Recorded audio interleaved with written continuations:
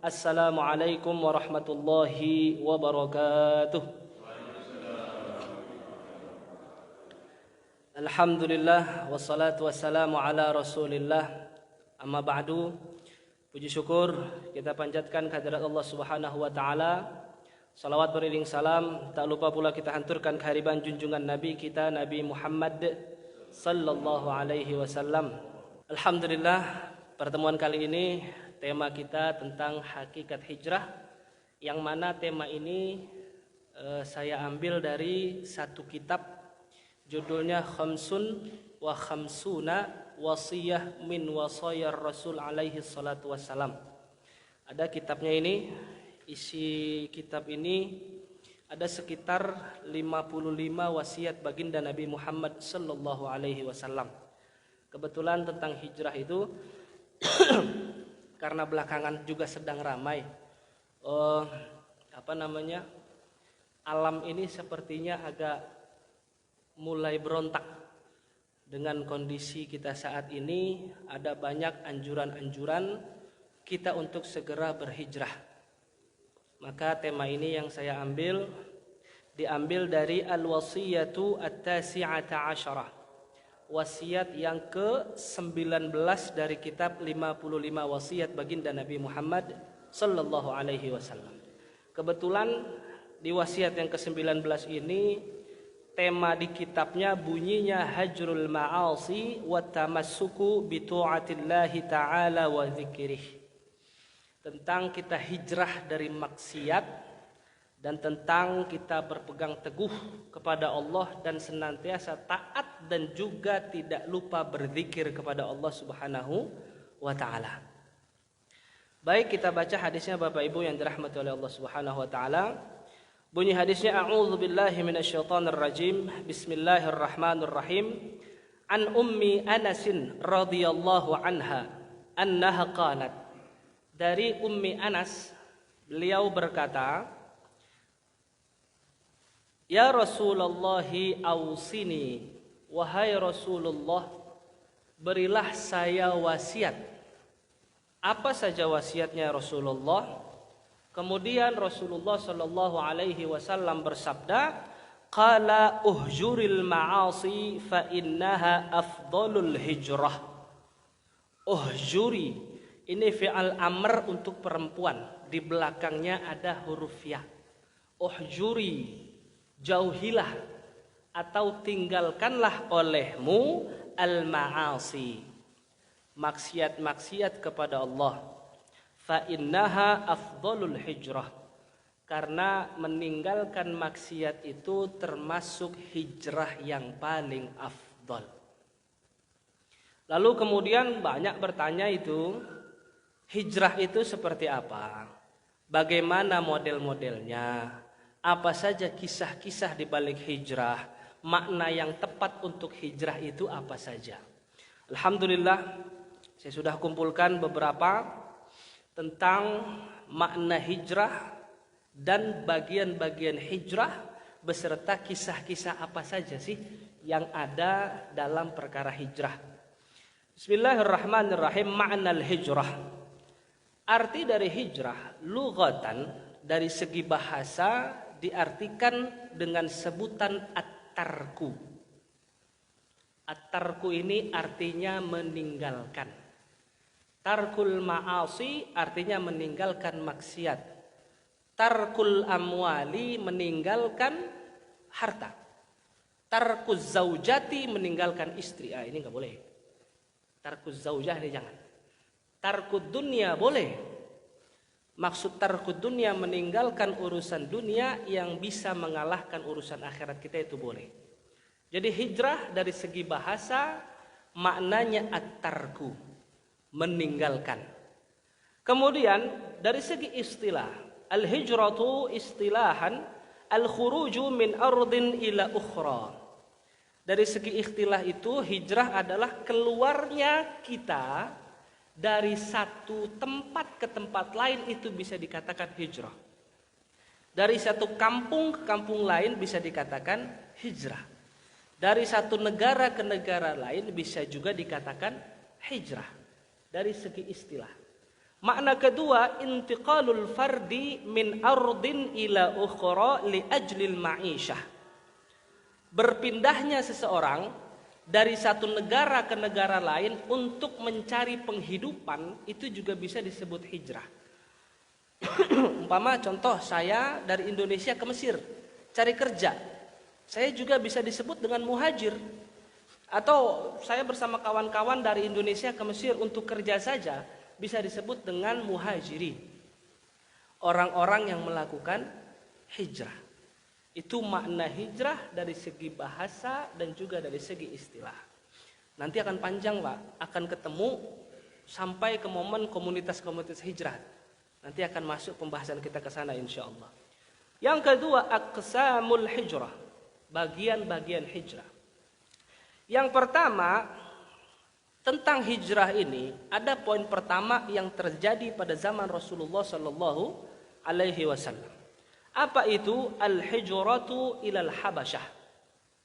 Hijrahnya sahabat Rasulullah sallallahu alaihi wasallam ke daerah Afrika Utara yang disebut dengan Habasyah. Kenapa sahabat aja yang hijrah, Rasul enggak? Karena Rasul memerintahkan sahabat, hanya sahabat saja yang berangkat hijrah menuju Habasyah. Kenapa Rasulullah Shallallahu Alaihi Wasallam hijrahnya malah ke Habasyah? Enggak langsung ke Yaman, enggak ke Irak, enggak ke Mesir. Kenapa mereka minta hijrahnya ke Habasyah? Jadi dalam satu kisah, sebab hijrahnya para sahabat Rasulullah Shallallahu Alaihi Wasallam menuju Habasyah, karena saat itu lagi tinggi-tingginya siksaan kaum kafir Quraisy kepada Rasulullah Shallallahu Alaihi Wasallam dan para sahabat.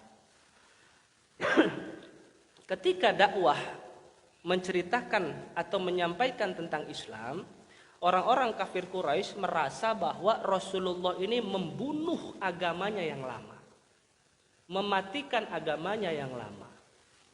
Tipikal orang Quraisy, orang Arab lah dulu, itu tipikal keras Pak. Sangat keras. Mau Saudi, mau Mesir, orang-orang Arab itu kerasnya luar biasa. Jangankan laki-laki, perempuan aja di Arab sono, itu kerasnya juga serem Pak. Pernah satu kali, yang Arab Mesir aja kita ambil contoh karena saya tahu di sana, saya lagi berangkat ke pasar, mau beli sayur. Ketika berangkat ke pasar, ada berhenti di depan saya itu mobil suami sama istri. Kayaknya dia juga mau belanja. Ketika mobil itu berhenti, saya pikir istrinya yang turun belanja ke pasar. Kalau di Indonesia kan yang belanja ke pasar biasanya istri, perempuan. Tapi di Mesir kagak Pak. Yang belanja malah laki. Ketika suaminya turun, suaminya udah sekitar 20 meter dari mobil, tiba-tiba istrinya teriak Pak. Kalau kita kan Indonesia manggil suami kalau masih muda yang, kalau udah agak tuaan dikit mas, kalau udah agak tuaan dikit agak tuaan dikit ya gitu, atau apa, atau kong atau apa gitu, atau baba atau bapak. Di Mesir kagak Pak. Di Mesir manggil suami pakai nama. Saya kaget juga itu. Istrinya dari dalam mobil buka jendela manggil, "Ya Ahmad," katanya. Waduh, kalau kita di Indonesia bagaimana tuh Pak? Nama saya Ikrom, bini saya dari jauh manggil, "Ya Ikrom." Ngamuk kita.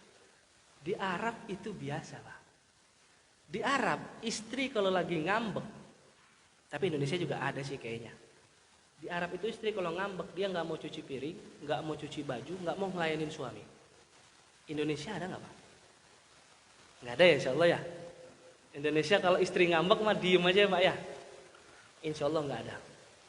Bahkan sampai suaminya sekelas syekh pun, istrinya kalau ngambek nyeremin Pak. Saya punya guru di daerah Tonto. Tonto itu sekitar 3 jam perjalanan dari kota Kairo. Ketika berangkat ngaji ke sana, satu ketika istri syekh ini moodnya lagi nggak bagus. Ketika murid-murid beliau datang, biasanya disiapkan minum. Kali ini saya ngelihat syekhnya langsung yang bikin minum. Kita muridnya ngelihat kan langsung kita ambil itu gelas.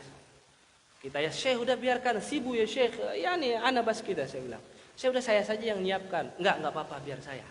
Kamu adalah tamu saya. Lambat laun kita tahu ternyata istri Syekh ini lagi moodnya lagi gak bagus. Jangankan Syekh, Sayyidina Umar, setan aja takut. Tapi pernah juga kena mencak-mencak sama istri. Jadi di sunnah atau di Islam itu, pembagian laki-laki dan perempuan, jamalur rajuli ala aqliha wa jamalul mar'ati ala wajhiha. Ketampanan seorang laki-laki dilihat dari akalnya. Kecantikan seorang perempuan dilihat dari wajahnya. Wajah itu berpengaruh sekali dengan kondisi hati. Jadi wajar kalau perempuan disuruh mikir susah. Kenapa? Karena dia cuman makai hati. Jadi wajar juga laki-laki disuruh peka susah. Kenapa? Karena laki-laki nggak punya jangan nggak punya hati, Pak. Karena laki-laki lebih memungsikan akal. Perempuan itu dikatakan nisful aqli. Akalnya itu setengah, bukan berarti gila. Karena setengahnya lagi ada di hati.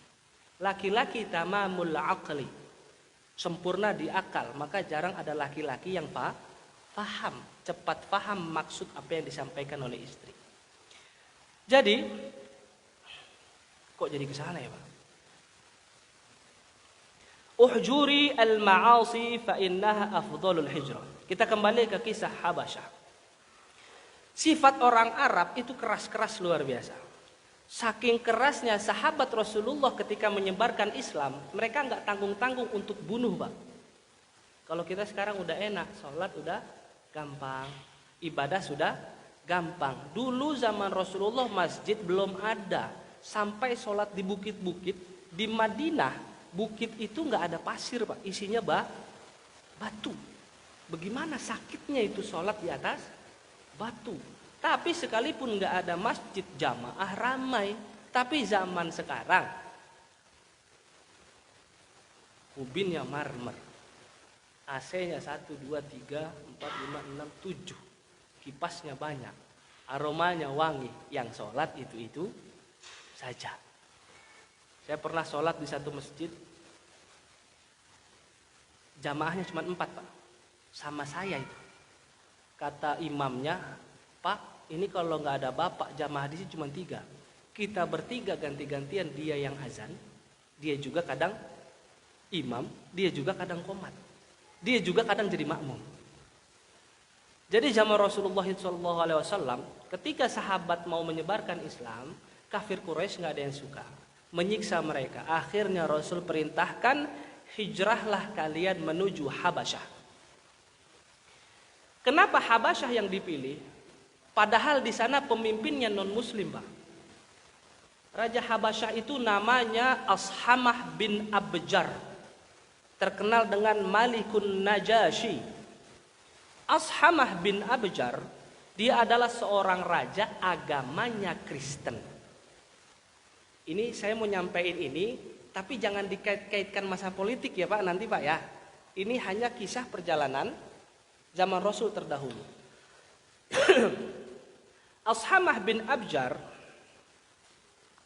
kenapa dijadikan tempat oleh Rasulullah SAW untuk berlindung?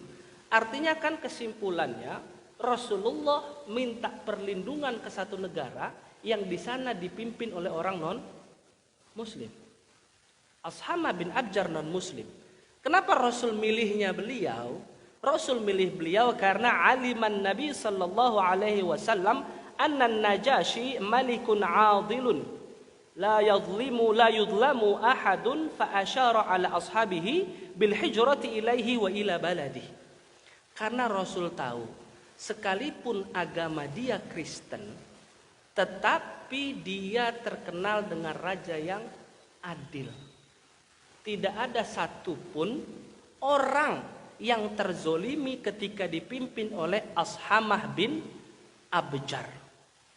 Dari kisah inilah maka timbul satu kalimat, lebih baik pemimpin kafir tapi adil daripada pemimpin muslim yang zalim. Itu nggak bisa dikaitkan dengan urusan saat ini. Urusan itu berkaitan dengan Ashamah bin Abjar.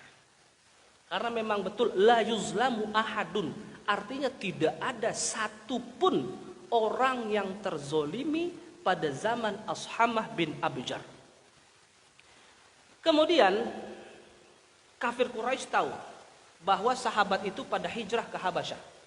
Akhirnya orang kafir Quraisy mengutus seorang orator ulung namanya Sayyidina Amr bin al-As. Sayyidina Amr bin al-As pendebat hebat dari kafir Quraisy. Diutus dia ke Habasyah, tujuannya untuk apa? Untuk mendebat Raja Ashamah agar dia bisa mengembalikan para sahabat kembali ke Mekah untuk disiksa. Jadi orang kafir nggak suka Muslim ke Habasyah karena nggak bisa disiksa, Pak. Dia utus orator paling hebat, Sayyidina Amr bin As, dulu beliau belum Islam belum. Diutus ke Habasyah untuk ngelobi Raja Ashamah biar mulangin para sahabat. Tapi apa yang terjadi? Ternyata karena saking adilnya Ashamah tidak tergiur dengan omongan Sayyidina Amr bin al-As. Ashamah bilang sama Amr bin Hak, "Wai Hak," katanya. "Celaka kamu wahai Amr. Selama mereka ada dalam penguasaanku, mereka ada dalam negaraku, maka mereka ada dalam perlindunganku." Berarti kesimpulan dari Rasul benar. Ashamah bin Abjar sekalipun dia non muslim, tapi dia terkenal melakukan keadilan. Itu al-hijrah. Pembagian hijrah yang pertama, hijrahnya sahabat Rasulullah menuju Habasyah. Kemudian ada berapa orang sih yang hijrah? Orang yang hijrah dari kalangan sahabat totalnya itu ada sekitar 11 orang. 7 orang laki-laki dan 4 orang perempuan. Siapa saja itu? Dikatakan orang-orang yang hijrah menuju Habasyah. Yang pertama Sayyidina Utsman wa zaujatuhu Ruqayyah. Sayyidina Utsman dan istrinya Sayyidah Ruqayyah. Sayyidina Abu Hudzaifah bin Utbah dan istrinya Sahlah.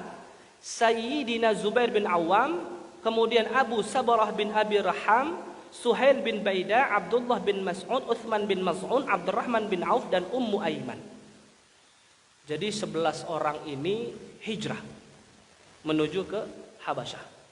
Jadi lumayan nih Pak, kita jadi kenal. Kalau ada yang nanya tentang kisah Habasyah, siapa saja yang hijrah ke Habasyah, kita sudah tahu. Di makalah itu kalau nggak salah sudah saya tulis juga itu. Orang-orang yang hijrah menuju Habasyah, meminta perlindungan Raja Najasyi Asham bin Abjar. Ada satu kisah menarik, banyak sih kisah menarik tentang Ashamah bin Abjar. Yang paling menarik ini kisah tentang wapak, Pak. Pernah dengar wapak, Pak? Kalau di kita wapak tuh apa ya, Pak? Wapak tuh apa ya? Gimana sih jelasinnya ya? Orang kalau mau kebal pakai wapak gitu. Orang kalau mau sakti pakai wapak. Wapak itu kertas yang jimat. Allah Akbar. Susah banget ngomong jimat, Bang. Jimat. Tahu juga, Pak? Main, Pak? Wah, jangan-jangan Bapak pengamal. Oh, SIM. Iya, wapak. Kalau zaman sekarang, wapak itu banyak yang salah menggunakan. Kebanyakan wapak itu dari dukun. Isinya itu saya pernah, Pak, di daerah Tanah Kusir, daerah rumah itu, ada remaja yang dia ini terkenal katanya sakti di sana. Nggak ada orang yang bisa ngalahin kesaktian dia. Kebetulan saya saat itu masih pesantren. Entah gimana ceritanya, beredarlah informasi bahwa si fulan yang sakti ini dikatakan kalau belum sakti, kalau belum ngalahin ikrom. Artinya kalau belum ngalahin saya kenal juga enggak. Orang-orang sana tahu karena saya pesantren, kata dia kita sakti, Pak. Padahal kagak ngerti. Ketika datang ke pulang saya liburan pesantren, saya dicari-cari sama nih orang. Ketika ketemu saya pikir pengen ngobrol biasa, dia langsung nantang. Ente anak pondok, katanya ente sakti. Ayo kita adu kesaktian, kata dia. Wah, langsung begitu, Pak. Dan sebelum itu saya ada ngobrol, ternyata orang ini kebal ditusuk. Ada Pak, dia memang ditusuk itu enggak mempan. Kebal ditusuk atau sebagainya, dia pakai wapak. Kita di pesantren enggak pernah diajarin wapak. Saya cuma tahu Asmaul Husna. Kita juga tahu ayat kursi. Kita juga cuma tahu Ratibul Haddad ya alim sirri minna la tahtiki sitra'ana wa afina wa afuana wa kullana haitsu kunna. Ya latifan lam tazal utufina bima nazal. Kita hafalnya itu. Kemudian kita ya wirid-wirid biasalah yang ada di Quran, kemudian selawat. Ditantang begitu, saya tidak mau Pak, mau pulang saya. Karena takut Pak. Takut sekali saya, nggak pernah saya belajar tenaga dalam, nggak pernah belajar ilmu-ilmu begitu. Ketika mau pulang ternyata dia punya banyak pasukan Pak. Teman-teman dia cegat saya, lu nggak boleh pulang sebelum lu adu kesaktian. Kalau lu kalah berarti si A saktilah. Saat itu namanya jiwa muda, emosi saya juga naik Pak. Karena saya yakin Asmaul Husna, ayat kursi, Ratibul Haddad yang kita hafal, Al-Ikhlas, Al-Falaq, An-Nas, gak ada yang bisa ngalahin Pak. Itu keyakinan kita di pesantren. Sesakti apapun dia nggak akan bisa nembus itu. Sekalipun kita belum pernah belajar ilmu kanuragan, belum pernah belajar ilmu pendem bumi dan lain sebagainya. Dia udah bergerak-gerak Pak. Oh udah gaya-gaya Pak. Saya baca aja Asmaul Husna.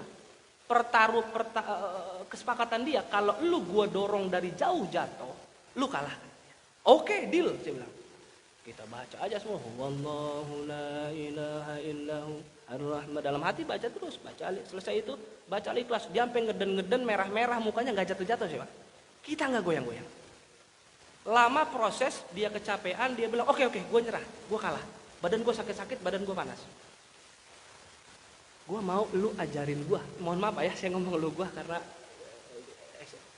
saya mau kamu ajarin saya ilmu apa kamu. Karena belum pernah ada orang yang bisa ngalahin saya. Saya bilang, oke. Kalau mau ilmu dari saya, syaratnya kamu ikut saya. Sholat subuh di masjid 40 hari saya bilang. Padahal saya nggak tahu tuh Pak. Ngajak-ngajak aja biar dia sholat. Tiba-tiba dia ngomong, ya udah, tapi saya minta wapak kamu. Saya pikir wapak, saya nggak pernah punya wapak. Cuman kepikiran Pak, kepikiran di otak, ya udah bikin aja wapak-wapakan Pak. Saya sobek kertas, saya tulis kul huwallahu ahad, Allahu somad, lam yalid walam yulad, walam yakul lahu kufuwan ahad. Saya gulung itu bentuk kayak cincin, dilem-lem aja Pak, lem-lem bentuk kayak cincin. Saya bilang, oke, wapak saya kasih, wapakmu kasih saya. Ketika dia ngasih wapaknya, saya sobek itu Pak. Itu wapak dibungkus pakai kain perban Pak. Emang luar biasa dukun itu ya. Itu wapak dibungkus kain perban, di dalamnya ada kertas banyak. Itu ketika saya lebar itu selebar kertas HPS Pak. Di dalamnya ada pulpen merah, ternyata di dalamnya isinya rajah tulisan Arab yang diputar-putar, ada nama jin situ, ada nama setan, ada nama iblis.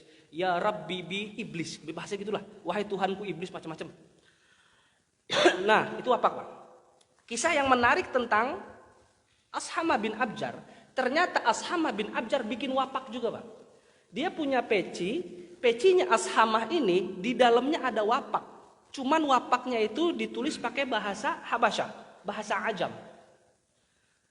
Ashamah bilang, siapapun wargaku yang sakit kepala, katanya, itu akan langsung sembuh kalau pakai peci saya, kata Ashamah.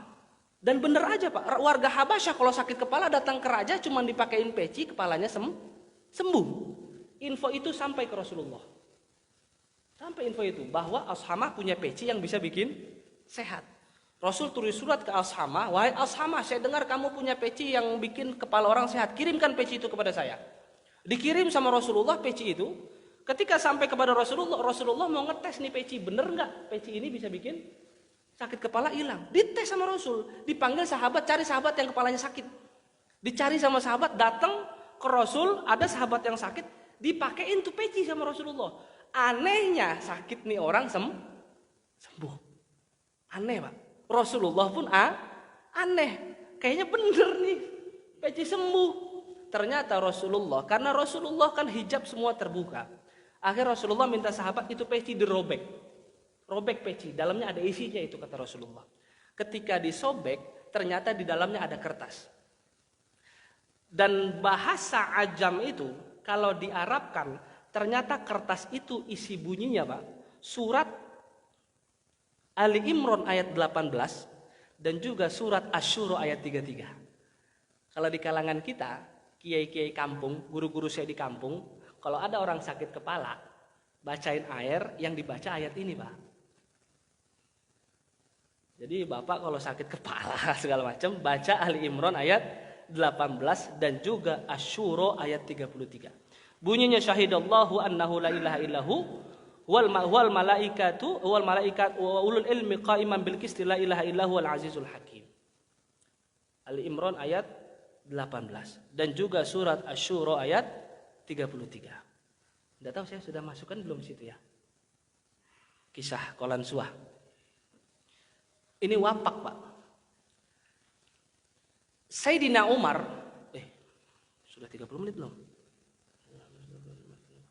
Sayyidina Umar pernah juga Pak bikin wapak. Tapi ini wapak yang bener ya, bukan wapak yang kayak tadi tuh, yang dukun. Sayyidina Umar pernah bikin wapak.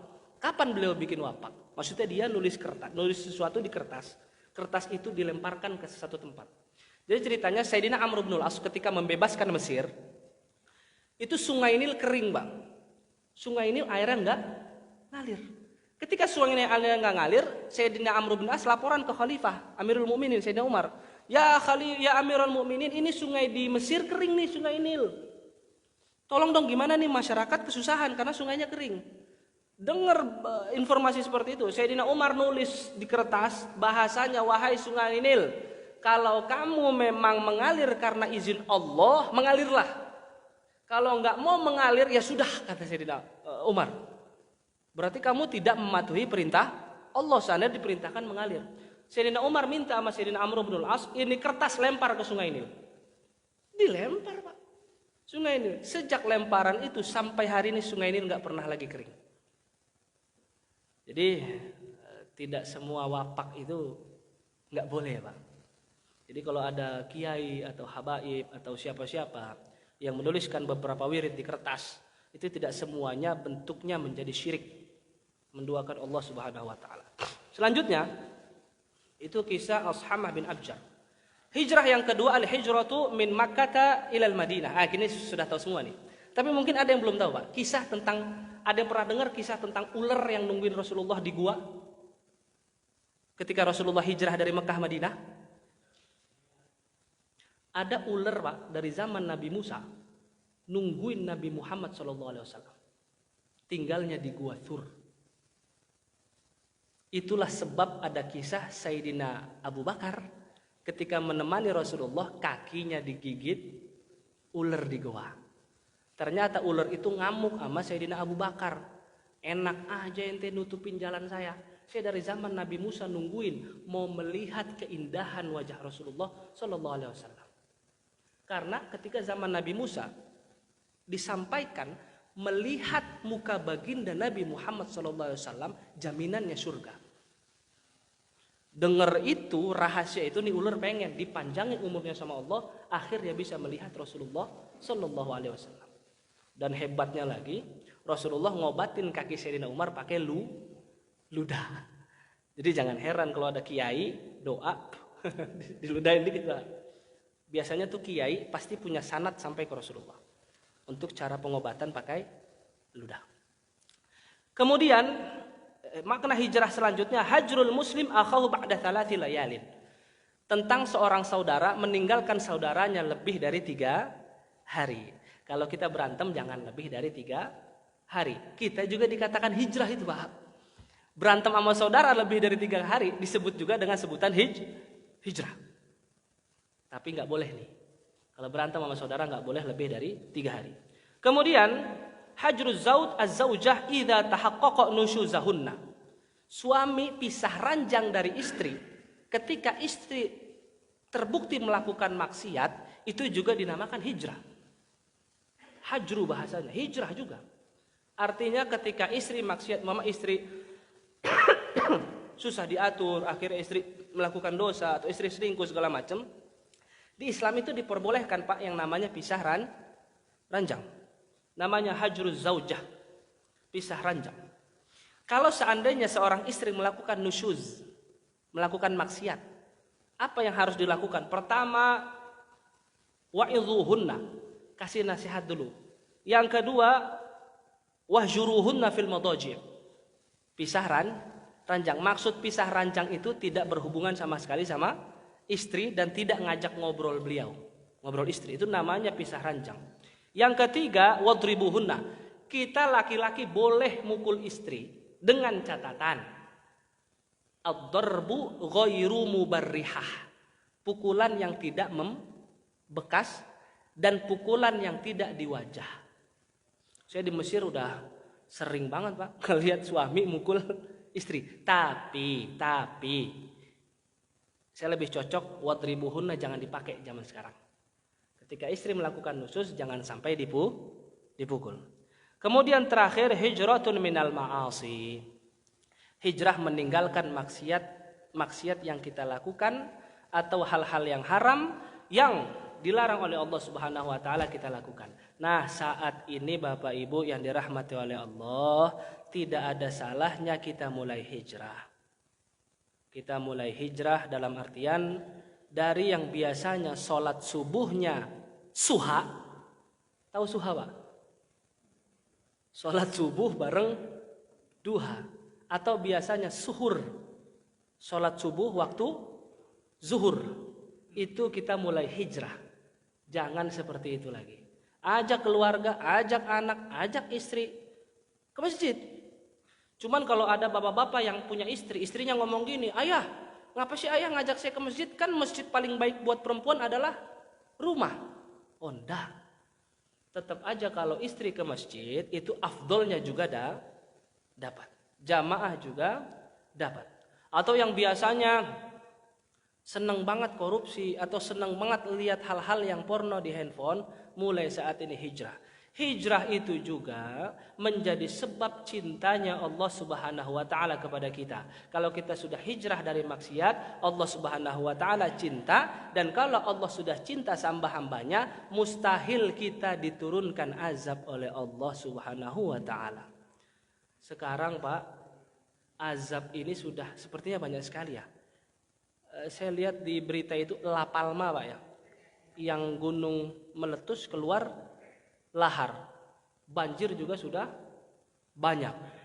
Sekarang tuh gempa bumi sudah banyak, air laut sudah pasang. Udahlah, kita udah nggak punya waktu untuk melakukan maksiat kepada Allah Subhanahu wa taala.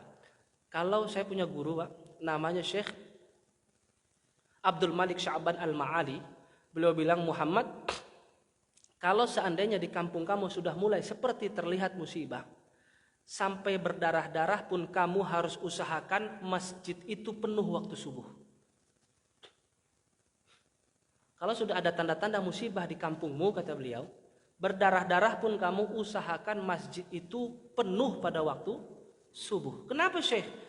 Masjid yang masih penuh waktu subuh mustahil turun di situ musibah, kata beliau. Kalau udah mustahil bahasanya kan berarti kampung itu dijaga betul oleh Allah Subhanahu wa taala. Saya percepat biar lengkap hadisnya. Uhjuri al-ma'asi fa innaha afdhalul hijrah. Tinggalkanlah maksiat, sesungguhnya itu termasuk afdhalul hijrah. Wa hafizi 'alal fara'idi fa innaha afdhalul jihad. Jagalah salat-salat yang wajib, sesungguhnya itu afdhalul jihad. Jihad yang paling baik. Ini penting saya sampaikan, banyak orang salah kaprah perkara jihad. Jihad hanya saja perang, padahal makna jihad itu luas. Suami keluar rumah cari nafkah juga jihad. Suami mati sebagai mujahid. Istri lagi cuci piring tiba-tiba kesandung meninggal, istri sebagai mujahidah. Maksudnya perempuan yang berjihad di jalan Allah, meninggalnya fi sabilillah. Seorang anak muda atau kita nih Pak, kita ngaji di sini, pulang kita meninggal, man salaka tariqan iltamisu fihi ilman sahalallahu lahu tariqan ila jannah. Barang siapa yang mencari ilmu, maka Allah akan mudahkan jalannya menuju surga. Kemudian man kharaja fi talabil ilmi fahuwa fi sabilillahi hatta yarji'a. Barang siapa yang mencari ilmu, keluar rumah mencari ilmu, maka Allah catatkan dia sebagai orang yang fi sabilillah sampai dia pulang. Artinya Bapak dari rumah subuh masjid, kemungkinan kita masuk surga gede nggak Pak kalau kita hadir kajian? Gede sekali Pak. Kalau di Mesir itu ada namanya Dr. Mustafa Abu Imarah, selalu mancing-mancing mahasiswa untuk ngaji begitu. Siapa yang mau surga gampang kata beliau. Kita semua mau. Secara gimana Syekh? Iya, berangkat aja dari rumah hadir majlis. Karena dari langkah pertama rumah, berangkat hadir majlis sampai pulang, rentang waktu ini jaminan kita jadi ahli surga. Oh, enaknya hadir ke kajian. Kemudian ada juga jihad yang lain selain perang ya. Cuman ini mau diikutkan mau dilakukan silakan, mau nggak dilakukan silakan. Karena saya pernah ceramah ini di satu tempat saya diomelin ibu-ibu, Pak. Kenapa? Karena ada hadis as-sa'i alal armalah wal miskina fahuwa fisabilillah. Barang siapa yang membantu janda-janda dan membantu orang miskin, dia termasuk telah melakukan sesuatu di jalan Allah Subhanahu wa taala. Ternyata ada jamaah yang suaminya udah mulai perhatian sama janda. Datang ke saya tuh ibu-ibu, Pak, ketika kajian lagi, Ustaz, gara-gara Ustaz nih, saya berantem mulu sama suami. Kenapa, Pak? Kenapa, Bu? Iya, suami saya udah mulai ngomongin janda mulu. Ketika ngomongin janda, kenapa, Bu? Iya, kata Ustaz Ikrom, kita kalau membantu janda itu dicatat sebagai mujahid,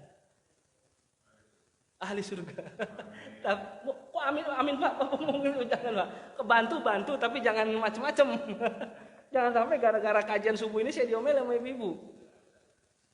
Baik, Bapak Ibu yang dirahmati Allah Subhanahu wa taala, wa ktsiri min dzikrillah fa innaka la ta'tina Allah bi syai'in ahabba ilaihi min kathrati dzikri. Dan perbanyaklah zikir kepada Allah Subhanahu wa taala, karena orang yang banyak zikir kemungkinan besar dia akan dicintai oleh Allah Subhanahu wa taala. 24 jam kita punya waktu, masa iya 100 selawat enggak bisa? 24 jam kita hidup, masa iya 100 istighfar enggak bisa? 24 jam kita hidup, masa iya baca subhanallahil azim wa bihamdi subhanallahil azimi wa bihamdi subhanallahil azim segala macam, subhanallah alhamdulillah la ilaha illallah Allahu akbar. Kenapa enggak bisa? Subhanallahi wa bihamdihi subhanallahil azim maksudnya. Itu yang kalimatan khafifatan thaqilatan fil mizan habibatan ilar rahman. Baca subhanallahi wa bihamdihi subhanallahil azim, ringan di lisan, berat di timbangan, dan paling dicintai oleh Allah Subhanahu wa taala. Baik Bapak Ibu yang dirahmati Allah Subhanahu wa taala, memang kalau bahas hadis ini enggak cukup 30 menit, tapi tidak apa-apa.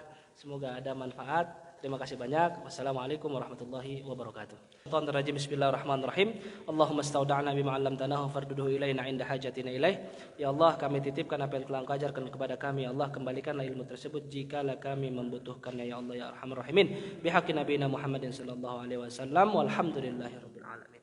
Terima kasih. Saya ulang salam yang kedua kali. Wassalamualaikum warahmatullahi wabarakatuh.